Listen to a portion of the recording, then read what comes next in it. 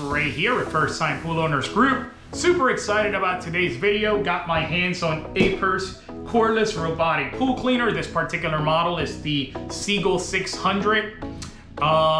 For starters, I don't even know I have this thing in my possession right now. I will say this. So, as you would imagine, I run the First Time Pool Owners Group Facebook page. Being the fact that, I guess, Facebook algorithms understand that I am somewhat in the pool industry, I get bombarded, I get targeted by pool ads and just equipment ads, etc. almost every single hour of the day. And lately, I've been seeing a lot of hype about Aiper's cordless robotic pool cleaners. They do a really, really good job marketing their brand. Also, I've seen a lot of folks that have purchased a unit and are, utilizing and sharing their feedback. So, ourselves, we have a Dolphin pool cleaner here.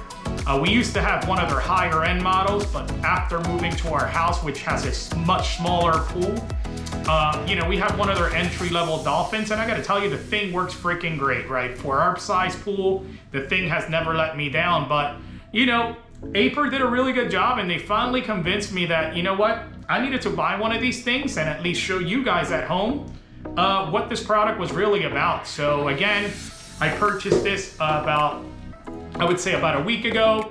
Showed up at my doorstep about 2 or 3 days after purchase, so super fast shipping. And yeah, I just want to really give it a shot. I want to see what this cordless robotic pool cleaner life is about, right? I do understand that they do have a bigger model, which is the Seagull 1000. Aiper, if you're listening, maybe you want to send us one of those for us to test out, right? Since we bought the Seagull 600.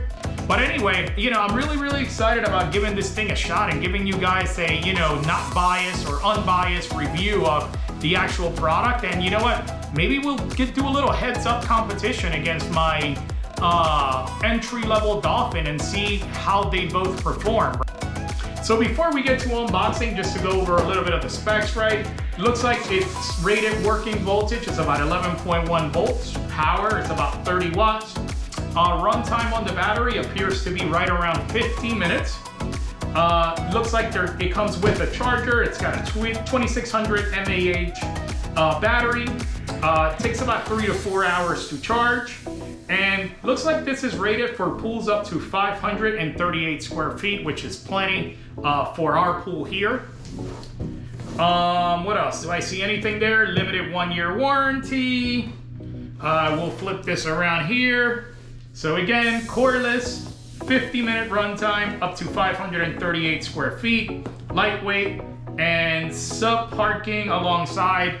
I was actually looking online to see what that was about, and apparently the unit, as soon as it starts to die, it hovers over to the corner of the pool, so it's easy for you to get it out of the water and put it back on the charger. Aiper, it would be really, really cool if, maybe the future of this thing, or as things evolve, that these things obviously, work like my Roomba, where it almost comes into some sort of charging dock in the pool. I know that sounds unrealistic, but you never know, man. I would have never thought technology would be where it is today. So, filter capacity, 11.1 gallons per minute. Looks like moving speed, so it moves about 52.5 feet per minute. Max water depth is about 8.2 feet. That's plenty for my pool. My pool is shy under 6 feet, so looks like that's not going to be a problem here. And all in all, it weighs about 7.28 pounds. So, you know what? Enough babbling here, enough ranting out of me. Let's get this thing cracked open and see what's inside the box. That open. Let's move this aside here so I can have some space to work with. Nice little laminated card with the words Aiper. Aiper, I hope I'm pronouncing that right. Get that out. So what do we have in here? It looks like instructions, some little bracket and a screw. So I guess we're gonna have to open that up just to see what that's about in there.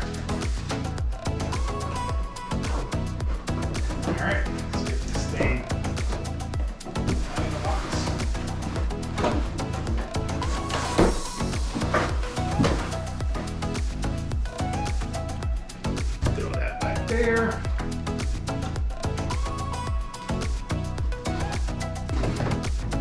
this as well.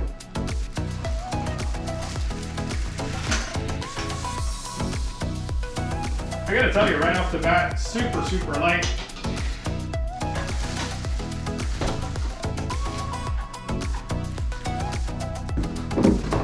So far, I see we have a charger. We are gonna have to plug this thing in here shortly. So far, as you can see, we got the charger. Comes with the charger, as I would expect. This is the robot itself here. Looks pretty good. I was honestly, for some reason, I thought it was just gonna be something a little flimsy. But at 8 pounds, it does have some weight. Looks like this is where we plug in to charge on the bottom. So the charging port's on the bottom. Looks like this is our power button here as well. Of course, the unit's dead, so before we try it out, we are gonna wanna put it in the charger. Again, looks like it also comes with one of these hooks. Looks like this attaches to my pole outside for my skimmer or my cleaner. I'm assuming we're gonna use this to hook this thing out of the water after the battery dies. So you get one of those. We have our handle, and I should probably be reading the instructions, but it looks like our handle just goes in there, and then that makes sense. And these are what our 2 screws here are for. So we're gonna have to obviously set this up and get it going before we put it in the water. Let's see what this little bracket that's in here is for. So I see the 2 screws for the handle. Really not sure what these 2 little brackets are for. Alright, so these things, they're called scrapers. Apparently you gotta install these things inside. So let's open up the unit. The cleaner. Oh, this is actually pretty cool. So this is our main base. This is the filter. I'm assuming this is where it captures all of the dirt. As you can see. All right. There, we're going to figure out where these scrapers go. Install the scrapers to enhance effect. Okay.